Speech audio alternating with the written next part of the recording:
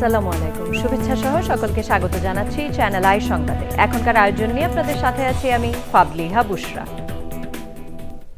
শুরুতেই চলুন দেখে নিই ফ্রেশ আটা ময়দা সুজি সংবাদ শিরোনামগুলো। বাংলাদেশ নির্বাচন নিয়ে ভারতের নসিহত চায় না বললেন পররাষ্ট্র উপদেষ্টা।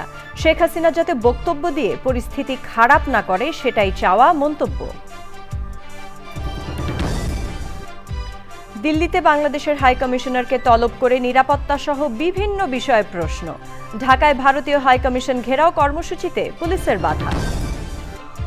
দেশে ফেরার দিন লন্ডন বিমানবন্দরে না যেতে নেতাকর্মীদের তারেক রহমানের আহ্বান। লন্ডনে শেষ আনুষ্ঠানিক বক্তব্যে সব ষড়যন্ত্র রুখে দেওয়ার প্রত্যয়। এবং বিদেশে জনশক্তি রপ্তানির প্রক্রিয়া দালাল প্রতারক বেষ্টিত বললেন প্রধান উপদেষ্টা। 10 ব্যাংককে পদক ও 86 প্রবাসীকে সিআইপি সম্মাননা। ভূমিকম্প সহনীয় মোস্ট ডিউরেবল দেশের প্রথম থার্মেক্স রড সালাম স্টিল। সালাম স্টিল বোঝে ডিউরেবিলিটি। সালাম স্টিল মোস্ট ডিউরেবল স্টিল। সংবাদ শিরোনামগুলো জানাচ্ছিলাম। এখনকার সংবাদ আয়োজন একই সঙ্গে চ্যানেল আইয়ের ইউটিউব চ্যানেল এবং চ্যানেল আইয়ের ওটিটি প্ল্যাটফর্ম আই স্ক্রিনে লাইভ স্ট্রিম হচ্ছে। এবার জানাবো বিস্তারিত। নির্বাচন কেমন হবে তা নিয়ে ভারতের নসিহত চায় না বাংলাদেশ। দিল্লিতে বাংলাদেশের হাই কমিশনারকে তলব করে নির্বাচন নিয়ে দেয়া পরামর্শের জবাবে পররাষ্ট্র উপদেষ্টা বলেছেন, গত 3টি নির্বাচন নিয়ে কোনো কথা না বলা ভারতের এই পরামর্শ গ্রহণযোগ্য নয়। দিল্লি থেকে শেখ হাসিনার বক্তব্য যেন বাংলাদেশের পরিস্থিতি নষ্ট না করে, আবারও সে আহ্বান জানান পররাষ্ট্র উপদেষ্টা। পান্থ রহমানের রিপোর্ট। বাংলাদেশ ভারত কূটনীতিতে হঠাৎ উত্তাপ। ভারতের হাইকমিশনার প্রণয় ভার্মাকে তলবের 3 দিনের মধ্যে ভারতের পররাষ্ট্র মন্ত্রণালয় তলব করে বাংলাদেশের হাইকমিশনার রিয়াজ হামিদুল্লাহকে। তলব করে নিরাপত্তা নিয়ে উদ্বেগের পাশাপাশি অংশগ্রহণমূলক ও গ্রহণযোগ্য নির্বাচনের পরামর্শ ভারতের। বিষয়টি কিভাবে দেখছে ঢাকা? আমরা তাদের হাইকমিশনারকে ডেকেছি। এটার ব্যাপারে তাদের কিছু আমরা যা কিছু বলেছি এ নিয়ে তারা গ্রহণ করেন। তাদের কিছু দ্বিমত আছে বিষয়ে। একইভাবে আমাদের হাইকমিশনারকেও তারা ডেকেছে। এটা খুব অপ্রত্যাশিত না, সাধারণত এটা ঘটে, একজনকে ডাকা হয়। এখন ভারত আমাদেরকে এটা নিয়ে উপদেশ দিচ্ছে, এটা আমি সম্পূর্ণ অগ্রহণযোগ্য মনে করি এই কারণে যে তারা জানে যে এর গত আগে 15 বছর ধরে যে সরকার ছিল, যে সরকারের সাথে তাদের অত্যন্ত মধুর সম্পর্ক ছিল, তখন কিন্তু এই যে নির্বাচনগুলি প্রহসনমূলক হয়েছে তখন তারা একটু শব্দ উচ্চারণ করে না। এখন সামনে একটা ভালো নির্বাচনের দিকে আমরা যাচ্ছি, এই মুহূর্তে আমাদেরকে নসিহত করার তো কোনো প্রয়োজন নেই। আমরা জানি আমরা কী করব। বাংলাদেশে নির্বাচন কেমন হবে এটা নিয়ে আমরা আমাদের প্রতিবেশীদের উপদেশ চাই। 16 ডিসেম্বর নিয়ে ভারতের প্রধানমন্ত্রী নরেন্দ্র মোদীর সামাজিক যোগাযোগ মাধ্যমে দেয়া বক্তব্য নিয়েও অসন্তোষ জানান উপদেষ্টা। বলেন, মুক্তিযোদ্ধাদের ছাড়া 71-এ বিজয় আসতো না। ভারত যদি তাকে থামাতে না চায় আমরা থামাতে পারবো না, এটা আমাদেরকে বুঝে নিতে হবে। আমাদেরকে আমরা চাইবো যে ভারত তাকে থামা, যাতে এখানে একটা পরিবেশ সৃষ্টি যেটা হচ্ছে নির্বাচনের জন্য, সেখানে যেন তার ইনসেন্ডিয়ারি বক্তব্য যেগুলি উনি দিচ্ছেন সেটা যাতে কোনো পরিবেশ সৃষ্টি, খারাপ করার মতো কোনো পরিবেশ যাতে সৃষ্টি না হয়, এটা আমরা তাদের কাছে চাইবো। এবং তারা যদি সেটা করেন তাহলে সেটাকে আমরা একটা ভালো পজিটিভ পদক্ষেপ হিসেবে নেব। না করলে তো আমি তাকে জোর করতে পারবো না। 7 সিস্টার্স নিয়ে রাজপথের বক্তব্য আর সরকারের অবস্থান এক নয় বলেও জানান তিনি।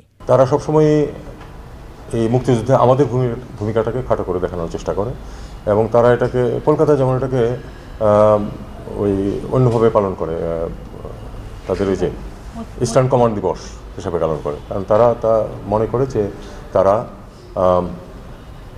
যুদ্ধ করে তাদের সেনাবাহিনী বিজয় অর্জন করেছে। সত্য, পাকিস্তানের বিরুদ্ধে তারা বিজয় অর্জন করেছে। তারা এটাকে অস্বীকার করার চেষ্টা করেন, কিন্তু এই অস্বীকার করার কোনো অর্থ হয় না। মুক্তিযোদ্ধাদের সহায়তা ছাড়া তারা এই বিজয় অর্জন করতে পারতেন না। প্রশ্নের উত্তরে উপদেষ্টা জানান, মঙ্গলবার পর্যন্ত তারেক রহমান ট্রাভেল ডকুমেন্ট চাননি। ওনার আগের পাসপোর্ট তো এক্সপায়ার করে গেছে, কাজে তাকে অবশ্যই কোনো না কোনো ডকুমেন্ট নিয়ে আসতে হবে। সেই ডকুমেন্ট আমাদের মিশন ইস্যু করবে। Thank you. Pantha Rahman, Channel i, Dhaka. ঢাকায় ভারতীয় হাইকমিশনারকে বাংলাদেশের পররাষ্ট্র মন্ত্রণালয় তলবের 3 দিনের মাথায় বুধবার নয়াদিল্লিতে বাংলাদেশের হাইকমিশনারকে তলব করে উদ্বেগ জানিয়েছে ভারতের পররাষ্ট্র মন্ত্রণালয়। দুপুরে হাইকমিশনার রিয়াজ হামিদুল্লাহকে তলব করা হয়। পরে ভারতের পররাষ্ট্র মন্ত্রণালয় এক বিজ্ঞপ্তিতে জানায়, বাংলাদেশে ক্রমাবনতিশীল নিরাপত্তা পরিস্থিতি নিয়ে নয়াদিল্লির গভীর উদ্বেগ জানাতে বাংলাদেশের হাইকমিশনারকে তলব করা হয়। বিজ্ঞপ্তিতে বলা হয়, বাংলাদেশের সাম্প্রতিক কয়েকটি ঘটনাকে কেন্দ্র করে চরমপন্থী মহল যে ভুয়া বয়ান তৈরির চেষ্টা করছে, ভারত তা সম্পূর্ণভাবে প্রত্যাখ্যান করছে। বাংলাদেশের অন্তর্বর্তী সরকার এসব ঘটনার বিষয়ে এখনও পূর্ণাঙ্গ তদন্ত করেনি কিংবা ভারতের সঙ্গে অর্থবহ কোনো তথ্য প্রমাণও বিনিময় করেনি। বিজ্ঞপ্তিতে কূটনৈতিক বাধ্যবাধকতা মেনে বাংলাদেশে অবস্থিত বিভিন্ন ভারতীয় মিশন ও স্থাপনার নিরাপত্তা নিশ্চিত করার আহ্বান জানানো হয়।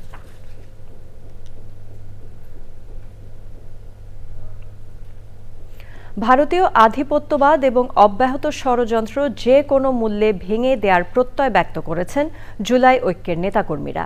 জুলাই গণ অভ্যুত্থান পরবর্তী সময়ে আশ্রয় নেওয়া আওয়ামী লীগের নেতাকর্মীদের বাংলাদেশে ফেরত দেয়া না হলে অন্তর্বর্তী সরকারকে ভারতের বিরুদ্ধে ব্যবস্থা নেওয়ার আহ্বান জানান তারা। সরকার নতজানু পররাষ্ট্রনীতি নিয়েছে দাবি করে তা অব্যাহত রাখলে অন্তর্বর্তী সরকারের বিরুদ্ধেও কঠোর আন্দোলনের হুঁশিয়ারি দেন জুলাই ঐক্যের নেতারা। শহীদুল্লাহ রাজুর রিপোর্ট। রাজধানীর মধ্যবাড্ডায় ভারতীয় হাইকমিশন অভিমুখে বিক্ষোভ মিছিল সহ জুলাই ঐক্যের পদযাত্রায় পুলিশের বাধা। প্রথম ব্যারিকেড ভেঙে জুলাই ঐক্যের নেতাকর্মীরা এগিয়ে গেলেও দ্বিতীয় ব্যারিকেডে তাদের আটকে দেয় পুলিশ। কয়েক দফা ব্যারিকেড সরানোর চেষ্টার পর সেখানেই সংক্ষিপ্ত সমাবেশ করে জুলাই ঐক্যের নেতাকর্মীরা। আমরা তোমাদেরকে স্পষ্ট ভাষায় বলে দিতে চাই, আমরা নেতৃত্বের সংকট চাই, আমরা কোলাহলের সংকট চাই না। চোখে চোখ রেখে কথা বলবো। আমাদেরকে যে 54 বছর যে যুদ্ধের ভয় দেখাইছেন, আমরা সেটা ভয় পাই না। আধিপত্যবাদ মুক্ত করেই ছাড়বো বাংলাদেশকে। পতিত সরকারের নেতাকর্মীদের আশ্রয় প্রশ্রয় ও শরীফ ওসমান হাদির হত্যা চেষ্টাকারীদের পালাতে সহায়তার অভিযোগ করা হয় পার্শ্ববর্তী দেশের বিরুদ্ধে। যে কোনো মূল্যে দেশ বিরোধী ষড়যন্ত্র প্রতিরোধের ঘোষণা দেওয়া হয় সমাবেশ থেকে। নতুন করে নরেন্দ্র মোদী আর হিন্দুস্তানের সাথে বন্ধুত্ব করতে চাইছেন, সেই বড় দলকে বলতে চাই, নতুন জালেম হবেন না। একাত্তরের যদি কোনো ঋণ থাকে আপনাদের কাছে, সেই ঋণ এবার পূরণ করতে চাই। সেভেন সিস্টারকে স্বাধীন করে আসামিদেরকে অবশ্যই ফেরত দিতে হবে, না হলে আমরা এই চুক্তি স্থগিত ঘোষণা করলে সেভেন সিস্টার্সের কি হবে তার বলার অপেক্ষা রাখে না। এর আগে দুপুর 3টায় রাজধানীর রামপুরা ব্রিজে জড়ো হতে থাকে জুলাই ঐক্যের নেতাকর্মী ও সমর্থকরা। প্রায় 20 মিনিট পর শেখ হাসিনা সহ জুলাই অভ্যুত্থানে পতিত আওয়ামী সরকারের ভারতে আশ্রয় নেওয়া নেতাকর্মীদের ফিরিয়ে দেওয়া এবং বাংলাদেশ বিরোধী অব্যাহত ষড়যন্ত্রের প্রতিবাদে মার্চ টু ইন্ডিয়ান হাইকমিশন কর্মসূচি শুরু করে জুলাই ঐক্যের সমর্থকরা। Shahidullah Raju, channel i, Dhaka. দেড় যুগের নির্বাসিত প্রবাস জীবনের অবসান ঘটিয়ে আগামী 25শে ডিসেম্বর দেশে ফিরছেন বিএনপির ভারপ্রাপ্ত চেয়ারম্যান তারেক রহমান। দেশে ফেরার দিন লন্ডনে বিমানবন্দরে নেতাকর্মীদের যেতে নিষেধ করেছেন তিনি। লন্ডনে বিজয় দিবসের আলোচনায় তারেক রহমান বলেন, অতীতের মতো এখনও ষড়যন্ত্র চলছে, সবাইকে ঐক্যবদ্ধ হয়ে সেই ষড়যন্ত্র রুখে দেওয়ার আহ্বান জানান তিনি। রাহুল রায়ের রিপোর্ট। ধন্যবাদ আমাদেরকে সময় দেওয়ার বিজয় দিবস উপলক্ষে লন্ডন বিএনপির আয়োজনে ছিল আলোচনা সভা। এই অনুষ্ঠানকে কেউ কেউ বিএনপির ভারপ্রাপ্ত চেয়ারম্যান তারেক রহমানের বিদায়ী সংবর্ধনাও বলছেন, কেননা দেড় যুগের নির্বাসিত প্রবাস জীবনের অবসান ঘটিয়ে 25শে ডিসেম্বর দেশে ফিরছেন বিএনপির ভারপ্রাপ্ত চেয়ারম্যান। অনুষ্ঠানেও হাজির হন প্রবাসী নেতাকর্মীরা। বক্তব্যে তাদের দিক নির্দেশনাও দেন তারেক রহমান। প্রায় 18 বছর আগে যখন এই দেশে আসতে বাধ্য হয়েছিলাম চিকিৎসার জন্য, তারপর থেকে বিভিন্ন সময় আপনাদের বহু মানুষ, প্রবাসীদের বহু ভাই বোনেরা আমার এবং আমার পরিবারকে বিভিন্ন সময় মানসিকভাবে সাহস জুগিয়েছেন, বিভিন্নভাবে পাশে দাঁড়িয়েছেন। আমি সেজন্যই সকল প্রবাসী ভাই বোনদের কাছে কৃতজ্ঞতা প্রকাশ করছি আমার এবং পরিবারের পক্ষ থেকে। 25 তারিখে ইনশাআল্লাহ আপনাদের দয়া আল্লাহর রহমতে আমি দেশে ফিরে যাব। কিন্তু এখানে উপস্থিত, এই ঘরে উপস্থিত প্রত্যেকটি মানুষের কাছে আমার অনুরোধ, দয়া করে কেউ আপনারা এয়ারপোর্টে সেদিন যাবেন না। কারণ এয়ারপোর্টে গেলে একটি হট্টগোল তৈরি হবে এবং মানুষ জানবে যে এরা সব বাংলাদেশি, এবং দেশের সুনাম নষ্ট হবে, দলের সুনাম নষ্ট হবে। আজকের এই অনুরোধ যারা রাখবেন, আমি ধরে নিব তারা দল এবং সর্বোপরি দেশের সম্মানের প্রতি মর্যাদা রাখবেন। আর আমার মানা করা সত্ত্বেও, আমার অনুরোধ করার পরেও যারা যাবেন, আমি ধরে নিতে বাধ্য হব যারা ব্যক্তিগত স্বার্থের জন্য সেখানে গিয়েছেন। আগামী নির্বাচনে জয়ী হয়ে দেশ গঠনে বিএনপির পরিকল্পনাগুলো তুলে ধরেন বিএনপির ভারপ্রাপ্ত চেয়ারম্যান। নানা ষড়যন্ত্র হচ্ছে বলে নেতাকর্মীদের মনে করিয়ে দিয়ে সবাইকে সতর্ক থাকার আহ্বান জানান তিনি। ৭১-এ যারা ষড়যন্ত্র করেছিল, ৭৫-এ যারা ষড়যন্ত্র করেছিল, ৭ই নভেম্বরে পরাজিত হয়েছিল, ৮১-তে যারা ষড়যন্ত্র করেছিল, ৯৬-তে যারা ষড়যন্ত্র করেছিল, পরবর্তীতে যারা ষড়যন্ত্র করেছে, তাদের ষড়যন্ত্র কিন্তু থেমে নেই। যে সামনে কিন্তু আমাদের কঠিন সময়, ষড়যন্ত্র থেমে নেই, এবং এই নির্বাচনও কিন্তু খুব সহজ নয়। আপনারা অনেকেই কিন্তু ব্যাপারটা এখন বুঝতে পারছেন। ১ বছর আগে যা বলেছিলাম সেটা কিন্তু হচ্ছে এখন। আমি আবারও বলছি, সামনের সময় কিন্তু খুব সুবিধার না, কাজেই সকলকে ঐক্যবদ্ধ থাকতে হবে।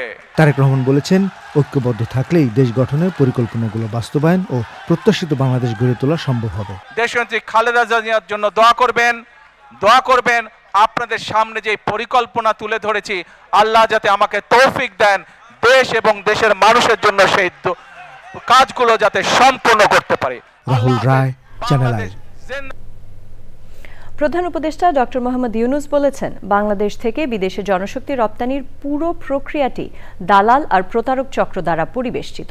আন্তর্জাতিক অভিবাসী এবং জাতীয় প্রবাসী দিবস উপলক্ষে অনুষ্ঠানে তিনি আরও বলেন, বাংলাদেশে যে তারুণ্যের খনি রয়েছে তা সোনার খনির চেয়েও দামি।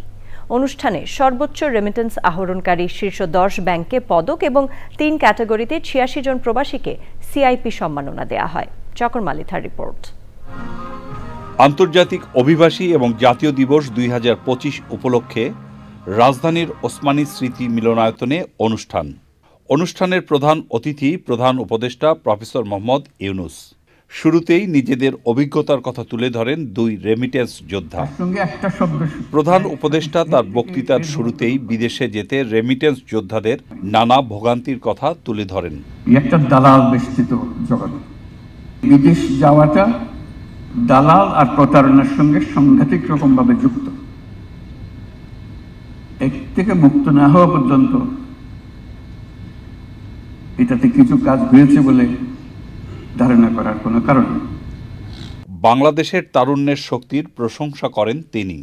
পৃথিবীতে তারুণ্যের অভাব, আর আমরা হলাম তারুণ্যের খনি। এটা সোনার খনির চেয়ে তো বেশি গুরুত্বপূর্ণ। আমাদের 18 কোটি লোকের মধ্যে 9 কোটি লোকের বয়স 27 বছরের কম। এর থেকে তরুণ জনসংখ্যা কোথায় পাবেন? সারা দুনিয়াকে আসতে হবে এখানে। জনশক্তি হিসেবে বিদেশে যাওয়ার ক্ষেত্রে দক্ষতা অর্জনের উপর জোর দেন প্রধান উপদেষ্টা। চকর মালিথা, চ্যানেল আই, ঢাকা। প্রিয় দর্শক, আপনারা দেখছেন চ্যানেল আই সংবাদ। সময় হয়ে গেল একটি বিরতি নেবার। বিরতির পর অন্যান্য খবরের সাথে আরও জানিয়ে ফিরব। বিরতির পর সাথে থাকার জন্য ধন্যবাদ সবাইকে। প্রায় 2.5 ঘন্টার চেষ্টায় নিয়ন্ত্রণে আসে পুরান ঢাকার ইসলামবাগে প্লাস্টিক কারখানার আগুন নিয়ন্ত্রণে কাজ করে ফায়ার সার্ভিসের 11টি ইউনিট। বেলা 1:30টার দিকে আগুন লাগে। আগুনের সূত্রপাত প্লাস্টিক কারখানায় হলেও তা ছড়িয়ে পড়ে আশপাশের কয়েকটি বাড়ি ও কারখানায়। ফায়ার সার্ভিসের ঢাকা বিভাগের উপপরিচালক মোহাম্মদ সালেউদ্দিন বলেন, এ ঘটনায় হতাহতের কোনো খবর পাওয়া যায়নি। অগ্নিকাণ্ডের কারণ ও ক্ষয়ক্ষতি নিরূপণে কমিটি করা হবে বলেও জানান তিনি। খুবই সরু রাস্তা, একজন মানুষ সঠিকভাবে হেঁটে যেতে পারে না। এর ভিতর দিয়ে অনেক চ্যালেঞ্জ ছিল আমাদের। এই বিভিন্ন চ্যালেঞ্জ এবং প্রতিকূলতা মোকাবেলা করে জীবনের ঝুঁকি নিয়ে আমাদের লোকজন কিন্তু আগুনটা আমরা নিয়ন্ত্রণে নিয়ে আসি। 4টার সময় আমরা এই আগুনকে আমাদের সম্পূর্ণ নিয়ন্ত্রণে নিয়ে আসি। এবার জানাবো আমিন জুয়েলার্স আন্তর্জাতিক সংবাদ।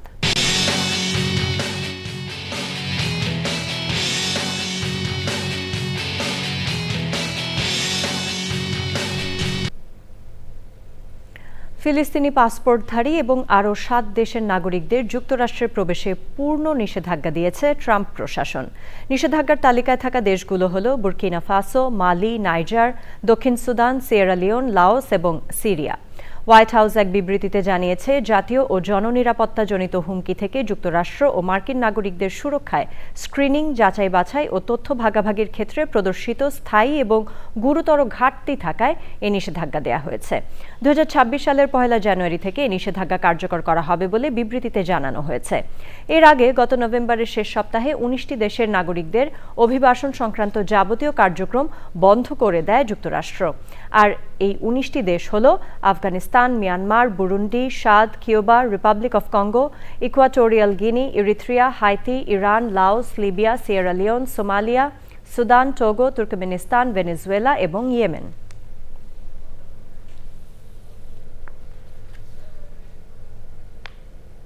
আবারও সময় হয়ে গেল একটি বিরতি নেবার। বিরতির পর খেলার খবর।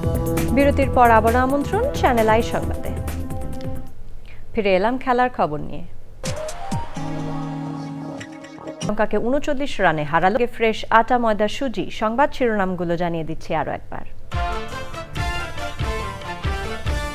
বাংলাদেশ নির্বাচন নিয়ে ভারতের নসিহত চায় না বললেন পররাষ্ট্র উপদেষ্টা। শেখ হাসিনা যাতে বক্তব্য দিয়ে পরিস্থিতি খারাপ না করে সেটাই চাওয়া মন্তব্য।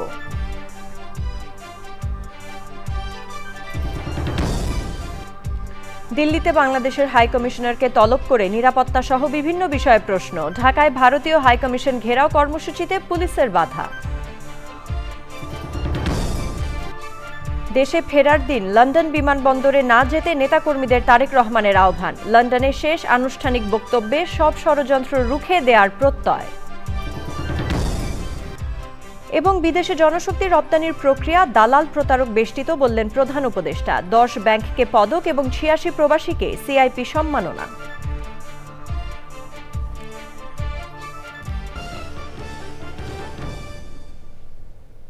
পরবর্তী সংবাদ দেখার আমন্ত্রণ জানিয়ে শেষ করছি। ধন্যবাদ সবাই।